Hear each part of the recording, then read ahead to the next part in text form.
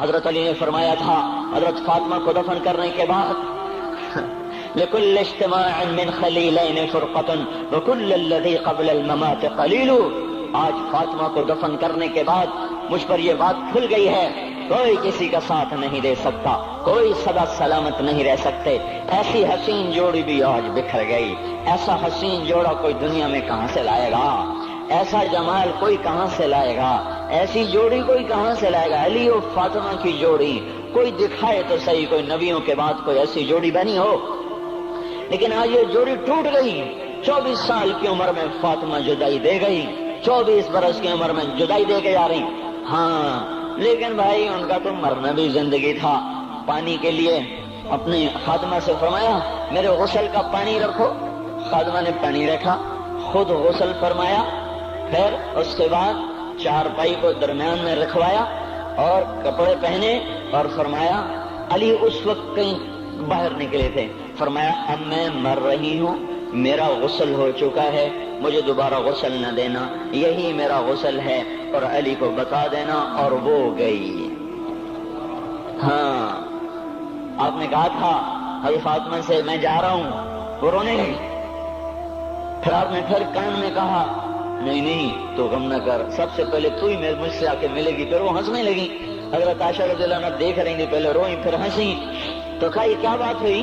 کہا مجھے میرے باپ نے کہا میں جا رہا ہوں تو مجھے رونا آیا، تو پھر انہوں نے فرمایا تو غم نہ کر، سب سے پہلے تو ہی مجھ سے آ کے ملے گی۔ تو پھر میں خوش ہو گئی۔ باپ کے جانے کے صرف 6 مہینے کے بعد ابا سے ملاقات ہو گئی۔ تو حضرت علی فرما رہے ہیں آج دیکھو دیکھو ان افتقادی فاطمہ بعد احمد دلیل علی اللہ یدوم خلیل۔ آؤ آؤ دیکھو دیکھو، میں نے انہی ہاتھوں سے محمد مصطفیٰ کو قبر میں اتارا تھا، آج انہی ہاتھوں سے میں نے فاطمہ کو اتار دیا۔ آج مجھ سے کہ دنیا کا دھوکہ کھل گیا ہے، مجھے پتہ چل گیا ہے کہ یہاں کوئی دوستی سلامت نہیں رہ سکتی، کوئی گھر آباد نہیں رہ سکتا۔ کل بیت وإن طالت سلامتها یوم ستدرکہ النکباء والحباب۔ او میرے بھائیو، کوئی گھر کتنا آباد رہے، سلامت رہے، ایک دن آتا ہے کہ مکڑی کے جالوں کے سوا وہاں کچھ نہیں ہوتا، ہواؤں کی سنسناہٹ کے سوا وہاں کچھ نہیں ہوتا۔ اللہ کا واسطہ دیتا ہوں فیصل آباد سے دھوکہ نہ کھاؤ، اس کے بازاروں سے دھوکہ نہ کھاؤ، ہوش میں آؤ ہم غلط جا رہے ہیں۔ اور میرے بھائیو اگر مر کے اللہ کے پاس جانا ہے تو اس زندگی سے واپس آؤ، واپس آؤ، میں اللہ کو اس کے رسول کا واسطہ دیتا ہوں۔ اگر مر کے کہیں اور چلے جانا ہے، اگر مر کے اللہ کے پاس نہیں جانا یا اللہ کے رسول کا سامنا نہیں ہے، جو مرضی کرو، پھر ہم بھی چھوڑیں، اب ہمیں بھی کوئی سمجھاؤ، ہم کیوں بول بول کے گلے کی ایک ایک رگ میں درد اتار بیٹھے، گھر چھوڑ چھوڑ چھوڑ چھوڑ، سارا وجود ہڈیوں میں درد اتر گیا ہے، تو کوئی ہمیں بھی راستہ بتاؤ کہ یہ راستہ ہے، اس پہ موج میلہ بھی ہوگا، اللہ بھی نہیں ملے گا، آؤ ہم سب پھر ہم بھی مل کر تمہارا ساتھ دیں۔ ہم کیوں ایسے کھاری اٹھائے ہوئے در در کی ٹھوکریں کھاتے پھر رہے ہیں؟ میرے بھائیو، اور اگر ایسا کوئی راستہ نہیں ہے، اور میں بتا رہا ہوں کوئی نہیں ہے، کوئی نہیں ہے، کوئی نہیں ہے، میرے پاس کوئی مضمون نہیں بیان کرنے کو۔ میں یہ نوجوانوں کو دیکھتا ہوں میرے بندر ٹوٹ جاتے ہیں، میں دیوانہ ہو جاتا ہوں کہ میں ان کے کیسے دلوں میں اتر کر ان کے دلوں کی لگاموں کو اللہ کی طرف پھیر دوں اور اس کے رسول کی طرف پھیر دوں۔ یہ جب گانے بجانے میں ڈوبتے ہیں، جب یہ رقص گاہوں کو چلتے ہیں، جب یہ تاجر غلط تولتے ہیں، اور جب یہ بینک سے قرضے لے کر لمبے لمبے نظام بناتے ہیں، پرائز بانڈ خرید کر دعائیں مانگتے ہیں اللہ میرا بانڈ نکل آئے، او میرا بھائی تجھے کیا ہو گیا؟ تو جوئے پر دعائیں کر رہا ہے کہ یا اللہ میرا بانڈ نکال دے۔ میں کیسے ہوش میں لاؤں؟ میں تو خود مدہوش ہو چکا ہوں۔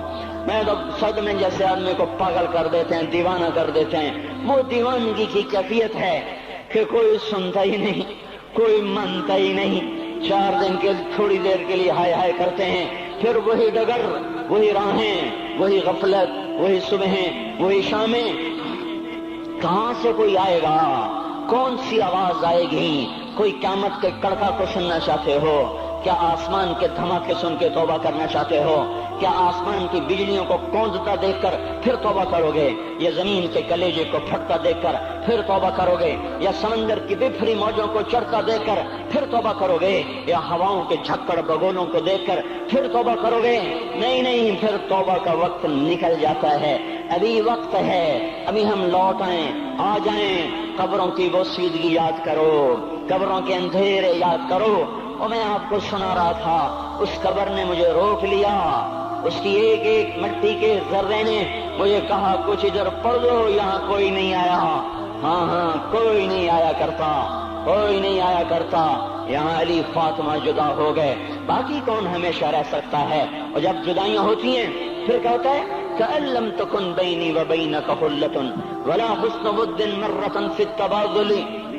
پھر ایسا ہوتا ہے جب جدائیاں ہو جاتی ہیں پھر یوں ہوتا ہے کہ جیسے کبھی کوئی آیا ہی نہ تھا، کوئی مل بیٹھا ہی نہ تھا، کوئی ماں نہ تھی، کوئی باپ نہ تھا، کوئی بھائی نہ تھا، کوئی سنگی نہ تھا، کوئی ساتھی نہ تھا۔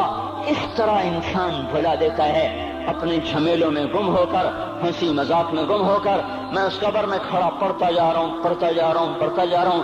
اس کا کتبہ ٹیڑھا ہو چکا ہے زمانے کی گردش نے، اور ماضی کے بے رحم گردش نے اس کے سارے کتبے کو کالا کر دیا تھا۔ مجھے تجسس ہوا، میں دیکھوں یہ ہے کون جس کی قبر نے مجھ جیسے اجنبی کو رونے پہ مجبور کر دیا اور مجھے کھڑا کر دیا۔ میں قریب ہوا، میں نے جھاڑا تو پر لکھا ہوا تھا اللہ اکبر، رستم ہند امام بخش۔ رستم ہند، جس کے لیے مہاراج قالین بچھاتے، جس کو ہاتھیوں پہ سوار کروا کے لایا جاتا تھا، جس کے آگے پیچھے ڈھول بجتے تھے، اور جیسے آج کل یہ کرکٹ کے کھلاڑیوں کے آگے پیچھے خلقت ہوتی ہے، یہ وہ دور تھا جب پہلوانوں کے آگے پیچھے خلقت ہوتی تھی۔ آج اس کی خبر ویران ہو کر کہہ رہی ہے کوئی ادھر بھی تو پڑھ کے جب چلتا جائے، کوئی یہاں بھی تو کچھ تحفہ دیتا جائے۔